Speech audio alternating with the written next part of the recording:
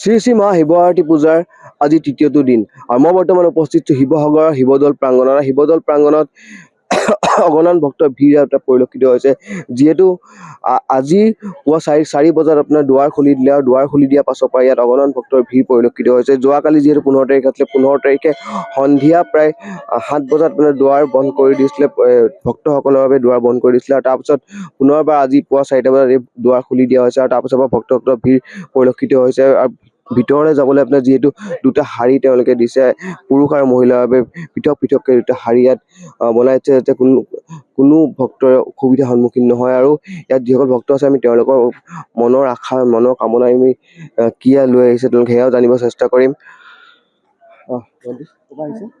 মই ইয়াতে শিৱসাগৰতে থাকো। মই 7:30 পৰা ৰৈ আছো। ৰাতিপুৱা নাই পোৱা।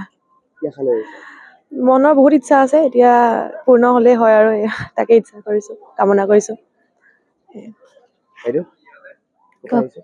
মই গেলেকী পৰা আহিছো। আমি 7টা কিমান পাইছো।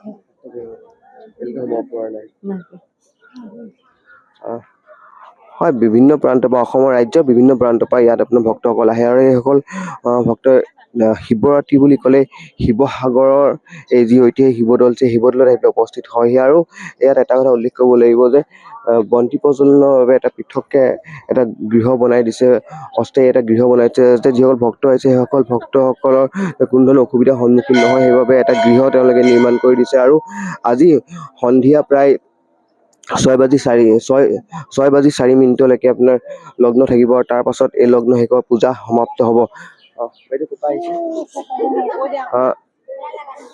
ইয়াত আপোনাৰ যিসকল ভক্ত আহিছে সেইসকল ভক্তই তেওঁৰ নিজৰ মনৰ আকাংক্ষা পূৰণ কৰিবৰ বাবে আহিছে আজি শিৱৰাত্ৰি উপলক্ষে।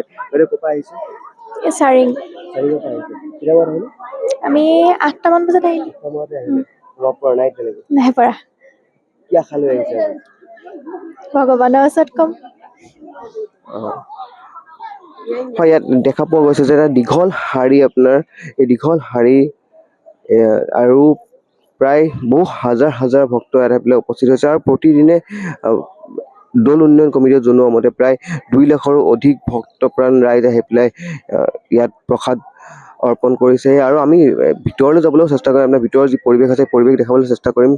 কিন্তু এটা কথা ইয়াত ক'ব লাগিব যে দৌল উন্নয়ন কমিটিয়ে খুব সুন্দৰভাৱে আপোনাৰ ইয়াত ভক্তসকল কোনো অসুবিধা নোহোৱাকৈ তেওঁলোকে এৰেঞ্জমেণ্ট কৰি দিছে, আৰু যাতে কোনো ভক্তসকলে কোনো ধৰণৰ অসুবিধাৰ সন্মুখীন নহয়। আৰু যিফালে প্ৰৱেশ কৰিব পাৰে সেইফালৰ পৰা ওলাব নিদিয়ে, তাৰ বিপৰীত এটা দিশৰ পৰা ওলাবলৈ তেওঁলোকে এটা সুবিধা কৰি দিছে। আৰু যি ভিতৰত এটা অস্থায়ীভাৱে আপোনাৰ জল ঢালিবৰ বাবে এটা অস্থায়ী এটা সুবিধা কৰি দিছে, যাৰ পৰা এডাল পাইপ গৈছে আৰু সেই পাইপডালৰ পৰা ভিতৰলৈ আপোনাৰ ভিতৰত যি আপোনাৰ গৰ্ভ আছে সেই গৰ্ভত আপোনাৰ গৈ পেলাই পানীখিনি পৰা এটা সুবিধা কৰি দিছে। আমি ভিতৰৰ ইয়াত দৃশ্য আছে সেই দৃশ্য আপোনালোকক দেখাবলৈ চেষ্টা কৰিম। আৰু যিসকল লোক আপোনাৰ ৰখি আছে সেই প্ৰতিজনৰ ইয়াত আহি পেলাই তেওঁলোকে প্ৰসাদ দিবলৈ সুবিধা পাব। আৰু আমি ভিতৰৰ যি দৃশ্য আছে ভিতৰৰ দৃশ্য আপোনালোকক দেখাবলৈ চেষ্টা কৰিম। আৰু আমি ইয়াত যি পূজাৰী আছে তেওঁলোকৰ কথা পাতিবলৈ চেষ্টা কৰিম। আৰু আমি পূজাৰী ওচৰলৈ গৈছো।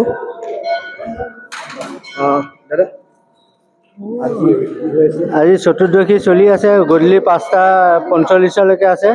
চতুৰ্দশী চলিব। আজি শিৱ ভক্তপ্ৰাণ ৰাইজৰ ভিৰ অলেখ ভিৰ আছে। কালি কিমান মানুহ হৈছিলে? সংখ্যাটো এতিয়া বুজাব নোৱাৰি, লাখৰ ওচৰা-ওচৰি। আজি তেনেকুৱা আশা কৰিছো, তেনেকুৱাকে আহি আছে। ইয়াতে আপোনাৰ ভক্তপ্ৰাণ ৰাইজসকলে ইয়াত তেওঁলোকে নিজৰ যি প্ৰসাদ আনিছে, যি শৰাই আনিছে ইয়াতে দিব পৰা এটা সুবিধা কৰিছে। আৰু ইয়াত এডাল পাইপ স্থাপন কৰিছে, যে ভিতৰলে আপোনাৰ গৰ্ভগৃহৰ ভিতৰলে সেই যি জল অৰ্পণ কৰে বা গাখীৰ ইয়াত ঢালে আপোনাৰ গৈ পেলাই ভিতৰলে যাব পৰাকৈ সুবিধা কৰি দিছে। আৰু আমি ভক্তপ্ৰাণ ৰাইজ তেওঁলোকৰ লগত কথা পাতিবলৈ চেষ্টা কৰিম। আমি 6:30 মান বজাত আহিছিলো। হয় হয়, লাগি গ'ল। ভগৱানে সকলোকে মংগল কৰক, ঘৰখনৰ সকলোৰে ওপৰত কৃপা দৃষ্টি ৰাখক, সকলোৰে ওপৰত কৃপা দৃষ্টি ৰাখক। প্ৰভু ঈশ্বৰৰ আশীৰ্বাদত যাতে চবৰে মংগল হওক, সেয়াই প্ৰাৰ্থনা। হয়, ইয়াত এটা কথা ক'ব লাগিব, শিৱৰাত্ৰি যি মেলা, এই শিৱৰাত্ৰি পূজাৰ লগত যি মেলা আয়োজন কৰিছে, সেই মেলা প্ৰায় 18 তাৰিখলৈকে মেলা থাকিব। আৰু ইয়াত এটা কথা ক'ব লাগিব, সেই ৰাজ্যৰ বিভিন্ন প্ৰান্তৰ পৰা আপোনাৰ এই মেলাখন বিপণী আহিছে। আৰু যিহেতু এই ধৰণে আপোনাৰ পূজা আয়োজন হৈছে, আৰু আপোনালোকক দেখাব চেষ্টা কৰি আছোঁ বাৰে বাৰে যে শিৱসাগৰত শিৱৰাত্ৰি পূজা কি ধৰণে আয়োজন কৰা হয়। যিকোনো খবৰৰ বাবে যোগাযোগ কৰক আমাৰ এই নম্বৰত 9181 307 221।